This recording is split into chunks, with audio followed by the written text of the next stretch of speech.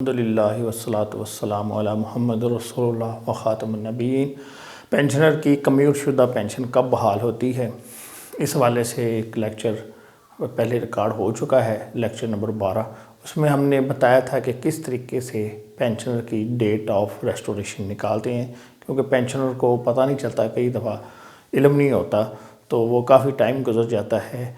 इस प्रॉब्लम को हल करने के लिए या इस मसले से निपटने के लिए मैंने समझाया था कि इस तरीके से हर पेंशनर ख़ुद अपनी पेंशन बहाल होने की तारीख जान सकता है।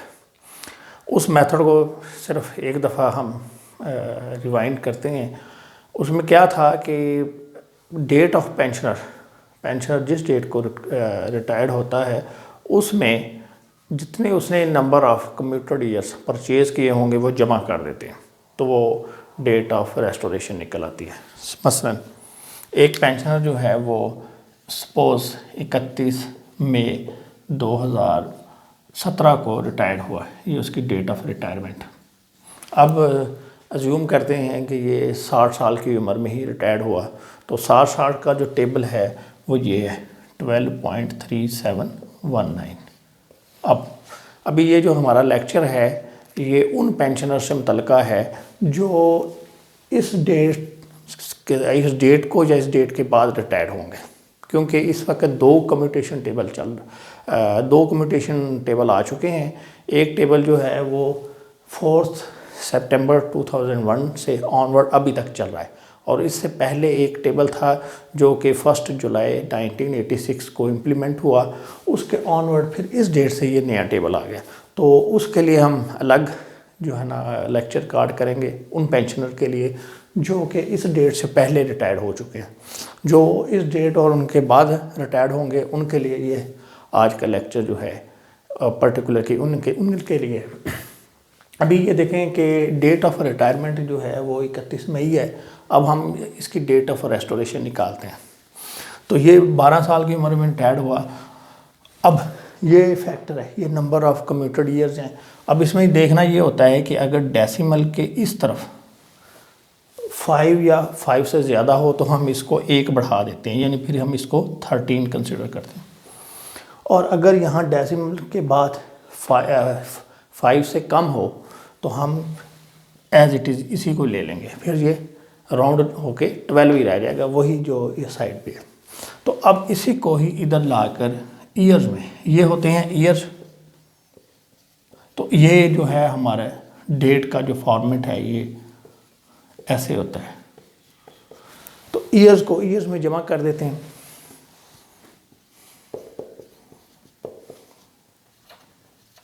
तो इस पेंशनर की जो डेट ऑफ रिटायरमेंट जिसकी थी 31 मई 2017 और ये 60 साल की उम्र में रिटायर्ड हुआ, हमने इसका ये कम्यूटेड ईयर का फैक्टर देखा, उसको राउंड करके इसमें जमा कर दिया, तो ये डेट ऑफ रेस्टोरेशन निकल आती है।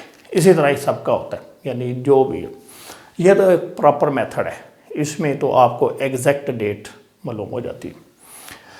अब जो है पेंशनर जो है उनको ये प्रॉब्लम आती है कि टेबल नहीं मिलता, या वो मतलब कि टेबल को इसको नहीं समझ पाते, तो उनके लिए फिर ये आज का जो लेक्चर हम रिकॉर्ड करने जा रहे हैं कि उनकी सहूलत के लिए, क्योंकि मेरी हमेशा ये कोशिश रही है कि जो हमारे कोलीग्स हैं या हमारे पेंशनर हैं या हमारे जो सबऑर्डिनेट्स हैं उनके लिए यानी इजी वे में उनको चीज़ जो है समझाई जा सके।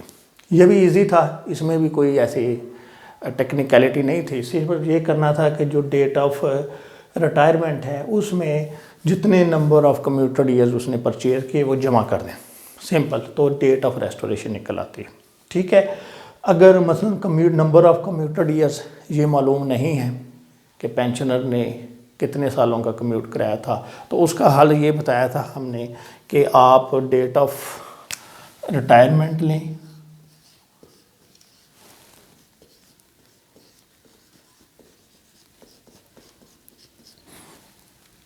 और इसमें से डेट ऑफ बर्थ माइनस कर दें,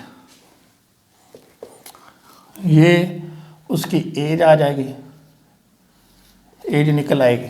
ठीक है। अब इस एज को देख लें, अगर तो यानी ये एग्जैक्ट आएगी, इसमें ईयर भी होगा, इसमें मंथ भी होगा, इसमें डेट भी होगी। तो जितने भी ईयर्स होंगे, एक दिन भी यहाँ से ऊपर चला गया तो हम उसकी एज को राउंड कर देते हैं। मसलन यहाँ पे डेट आती है 55 साल 1 दिन, तो हम इसको राउंड करके इस एज को 56 ले लेंगे, ठीक है।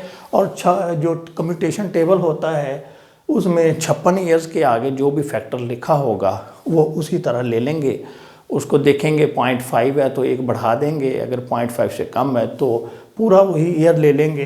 तो इस तरीके से जो है ना वो आप डेट ऑफ रेस्टोरेशन मालूम कर सकते हैं। यानी अगर आपको नंबर ऑफ कम्यूटेड ईयर्स मालूम है तब भी, अगर नहीं मालूम तो पहले एज मालूम करें, फिर एज के सामने जो नंबर ऑफ ईयर परचेज का जो फैक्टर होगा उसको उसकी डेट ऑफ रिटायरमेंट में जमा कर दें तो डेट ऑफ रेस्टोरेशन निकल आएगी। तो ये तो एक प्रॉपर मेथड था जिसके ज़रिए जितने भी अकाउंट ऑफिस हैं वो रेस्टोरेशन जो होती है उसकी करते हैं, उसकी कम्यूट शुदा पेंशन जो है वो उस डेट को बहाल करती हैं। अब हमने एक और सादा जो है बहुत सिंपल ये जो है मेथड के ज़रिए ये निकाली है हमने, ये एक टेबल बना दिया मैंने। इस टेबल की मदद से आपको ये फैक्टर देखने की ज़रूरत नहीं, यानी पेंशनर को कंसर्न ये होता है कि उनकी किस उम्र में जाके पेंशन बहाल होगी। अब जो भी डेट आएगी, जिस ईयर भी होगी, तो वो जो डेट करीब आती है उससे कोई 15 दिन पहले, महीना पहले, 10 दिन पहले वो अप्लाई कर दे तो अकाउंट ऑफिस उसकी पेंशन बहाल कर देगा। तो उन पेंशनर्स की सहूलियत के लिए ये एक टेबल मैंने बनाया है। तो इस टेबल में आपको फैक्टर देखने की ज़रूरत नहीं, ये एक एस्टिमेट है, ये एक रफ सा हमने एक बनाया है कि जिसमें एग्जैक्ट डेट तो नहीं मिलेगी। क्यों? हर पेंशनर की डेट ऑफ जो एज होती है रिटायरमेंट के, कोई 60 साल वाले तो पूरी 60 पे जाएंगे, लेकिन अगर कोई प्री मैच्योर जाता है तो कोई प्री मैच्योर जा रहा होगा उस वक्त उसकी एज होगी 55 साल 2 महीने, कोई और जा रहा होगा उसकी होगी 54 साल, कोई 50 साल और 1 महीना। तो उस तरीके से तो ये चीज़ बहुत लंबी हो जाती है। तो हमने तो सिर्फ एक पेंशनर को एक आइडिया देना है या एक गेस देना है कि आपकी फ़लाँ एज में जाके पेंशन बहाल होगी, तो जब पेंशनर उस एज को पहुंचेगा तो वो अप्लाई कर दे। तो ये टेबल है, इसमें ये दो यानी ये एजेस हैं, ये लिखा हुआ है age at the time of retirement, यानी वो पेंशनर जो इन एजेस में, यानी कोई 60 में रिटायर हो रहा है, कोई 59 में है, कोई 58 है, तो ये एजेस लिखी हुई हैं, यानी age at the time of retirement. इसके सामने जो है ये मैंने वो एज लिखी है जिस एज को वो पेंशनर जो इन कोई किसी भी डेट पे रिटायर हुआ किसी उम्र में, तो वो उसकी जिस उम्र में जाके पेंशन बहाल होगी वो उम्र मैंने लिख दी। जैसे ये एक शख्स है वो 60 साल की उम्र में रिटायर हुआ, उसकी एज पूरी 60 साल थी, तो जब वो 72 साल की उम्र को पहुंचेगा तो उसकी पेंशन बहाल हो जाएगी। एक शख्स है 52 की एज में वो रिटायर होता है, तो उसकी जो पेंशन होगी वो जब 69 ईयर्स का होगा तो उसकी पेंशन उस वक्त बहाल होगी। ये मैंने लिखा है कि एक पेंशनर है जब वो रिटायर्ड हुआ तो उसकी एज थी 45, तो इसकी जो पेंशन है वो जब वो 67 ईयर्स का हो जाएगा उस वक्त उसकी पेंशन बहाल होगी। इसी तरह ये 60 यानी 60 तो मैक्सिमम एज है, इससे ज़्यादा तो जा नहीं सकता, और कम से कम आपको पता है कि 18 साल में कोई बंदा अपॉइंट होता है।